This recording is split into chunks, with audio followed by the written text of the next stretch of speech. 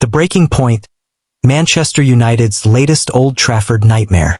Have you ever watched something fall apart and felt completely helpless to stop it? That's how Manchester United fans worldwide felt watching their team stumble through another disappointing performance at Old Trafford.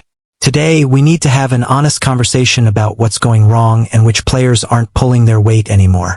Why this matters now. The situation at Manchester United has reached a critical point. We've seen bad games before, but this feels different. When a club of United's size and history struggles like this, we need to look beyond just the score. We need to ask tough questions about the players wearing our beloved red shirt. Let's break down the problems. Starting with the basics, several players showed they're not at the level Manchester United needs. While some had an off day, which happens to everyone, others have shown a pattern that we can't ignore anymore. The midfield crisis. Remember when we all celebrated signing Casemiro? He arrived as a Champions League winner who was supposed to transform our midfield. Fast forward to now, and we're seeing a very different picture. Getting paid £350,000 per week, Casemiro's recent performances raise serious questions. Why does his passing look so slow? Where is the positioning that made him famous at Real Madrid? Can he still keep up with the pace of Premier League football? The harsh truth is that Casemiro's legs seem to have gone. In today's fast-paced Premier League, we need midfielders who can run, press, and recover quickly. Right now, he's not offering any of that. The Christian Eriksen situation. Let's talk about Christian Eriksen. When he first joined, his passing ability excited fans. But football isn't just about making nice passes, it's about what you do for the full 90 minutes. Today's game demands more. Players must be able to run back and defend. They need to press high and recover quickly. They should contribute in both attack and defense. Eriksen struggles with all these aspects now. Watch any game, and you'll see him become a spectator once the ball moves past him. That's not good enough for Manchester United. The Lisandro Martinez debate. Now here's a tough one. Lisandro Martinez arrived with high hopes, but we're seeing consistent problems that can't be ignored. Every team we play against targets him with high balls and crosses. Why? Because they know his height is a weakness. The Premier League has evolved. It's faster and more physical than ever. Players need to be complete defenders who can handle every type of threat. Martinez's struggles in the air have cost us goals, and that's becoming a pattern we can't overlook. The Dalot dilemma. Some players just don't fit certain systems, and Diogo Dalot might be the perfect example. As a wingback, he should be solid in defense, creative going forward, consistent in both areas. Unfortunately, Dalot isn't delivering in any of these areas. His defensive work is shaky at best, and he offers very little going forward. For a club aiming to return to the top, this isn't good enough. What about the others? While players like Højlund, Maguire, and Onana had average games, they've shown enough potential to warrant patience. They're not the core problem, they just need to step up their game. What needs to change? Let's be clear. Manchester United needs a massive overhaul. The club needs to 1. Be brave enough to move on from players who aren't performing. 2. Invest in players who fit the modern game. 3. Stop accepting mediocrity just because of past reputations. 4. Build a squad that can compete at the highest level. Looking to the future. The path forward isn't easy, but it's clear.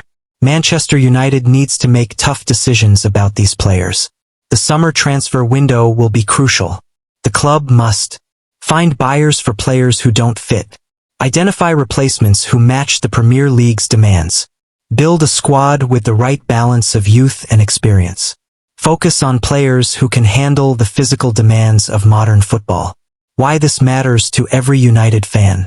Remember when opposing teams used to fear coming to Old Trafford? When our players fought for every ball like their lives depended on it. That's the Manchester United we need to bring back. The club's history deserves better than what we're seeing now. Every fan who pays their hard-earned money to watch games deserves better. The famous red shirt deserves better. What's next? Change won't happen overnight, but it needs to start now. The club needs to make tough decisions about underperforming players. Stop renewing contracts based on reputation alone. Invest in players who fit the modern game. Build a team that can dominate matches again. Final thoughts. Being a Manchester United fan means wanting the best for the club. Sometimes that means facing hard truths about players we once celebrated. The club stands at a crossroads now. The choices made about these players will shape United's future for years to come. What do you think needs to change at Manchester United? Which players should stay and which should go? The debate continues, but one thing's clear. The status quo isn't good enough for a club of Manchester United stature. Remember, great clubs don't become great by accepting mediocrity. They become great by making tough decisions and always pushing for better. It's time for Manchester United to be great again. The road back to the top starts with honest conversations like this one. The question isn't whether changes need to happen. It's whether the club has the courage to make them. Let's hope they do. The future of our beloved club depends on it. The state of Manchester United. Breaking down our current struggles and the path forward. Have you ever felt that sinking feeling when watching your team play? That moment when you realize things aren't just going wrong, they're fundamentally broken. That's where many of us Manchester United fans find ourselves right now. Let's talk about what's really happening at our beloved club. Breaking down the problems we're facing and what needs to change. A tale of two systems, the wingback problem. Let's start with what's becoming clearer by the day. Our current squad just doesn't fit the system we're trying to play.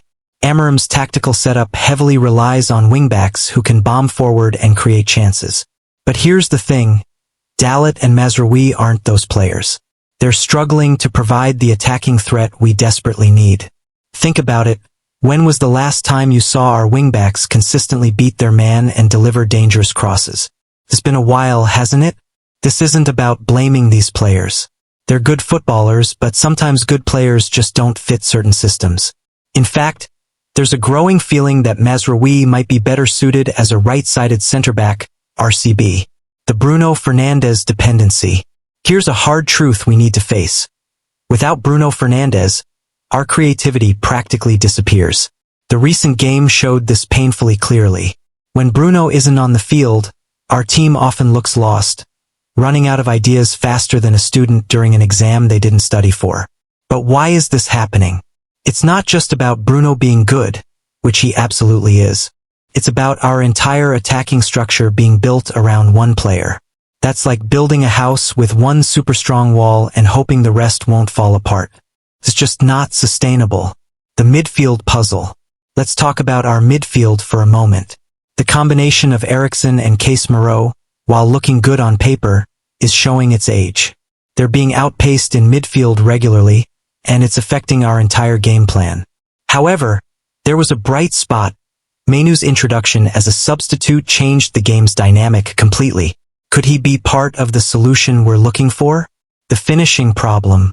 Now, here's something that's both frustrating and somewhat encouraging. We're actually creating chances. Casemiro, Yoro, Maguire, and Højlund all had opportunities to score. The problem? We can't seem to convert these chances into goals. But here's where it gets interesting. It's not just about technique. There seems to be a mental block, a fear when our players get in front of goal. You can see it in their body language, in their hesitation. We're scared in front of goal, and that's something that needs addressing both on the training ground and perhaps in the sports psychology department. Set pieces, a growing concern. Remember when set pieces used to be one of our strengths? Now they're becoming almost too easy for opponents to deal with. Newcastle showed this clearly. Our crosses and set pieces weren't troubling them at all. This is particularly concerning because set pieces should be our bread and butter, especially when open play isn't working. The squad building problem. Let's be honest about our squad building, it's been far from ideal. We're looking at needing reinforcements in multiple positions. 2 quality fullbacks, a central midfielder, a number 10, a left-sided centre-back, a striker. That's a lot of positions needing improvement, and it shows in our performances. The hard truths. Now, let's face some difficult realities about our current squad. 1. World-class quality. Right now, we don't have any world-class players in our squad. That's a tough pill to swallow for a club of Manchester United size. 2. Team cohesion. We can't attack or defend as a unit. Football is a team sport, but we're playing like 11 individuals. 3. Physical presence. We're losing too many one-on-one duels and struggling to win headers in the box. This lack of physicality is hurting us badly. 4. Fitness issues. There's a clear lack of athleticism in the squad. Whether it's due to training methods or player attitudes, we're not matching our opponent's intensity. 5.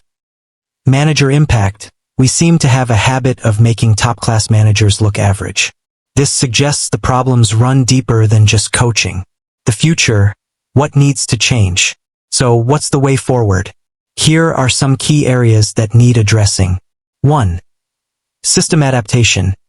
Either we need to change our system to suit our players, or we need to bring in players who fit our desired system. The current mismatch isn't working. 2. Youth integration. Mainu's impact shows that sometimes solutions can come from within. Should we be looking more at our youth setup? 3. Transfer strategy. We need a more coherent transfer strategy. Buying players who fit a specific system and style rather than just big names. 4. Mental strength. The fear in front of goal and lack of confidence needs addressing. Perhaps more focus on sports psychology could help. Looking ahead to 2025. As we look toward 2025, there's still hope. Manchester United remains one of football's most prestigious institutions, and with the right changes, we can turn things around.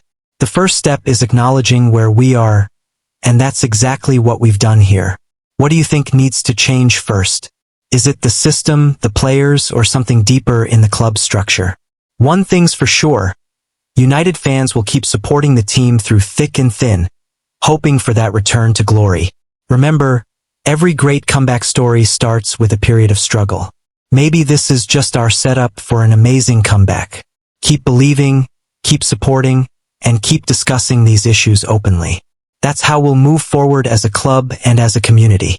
What changes would you prioritize for United in 2025? Share your thoughts and let's keep this conversation going. After all, no one understands United better than its fans.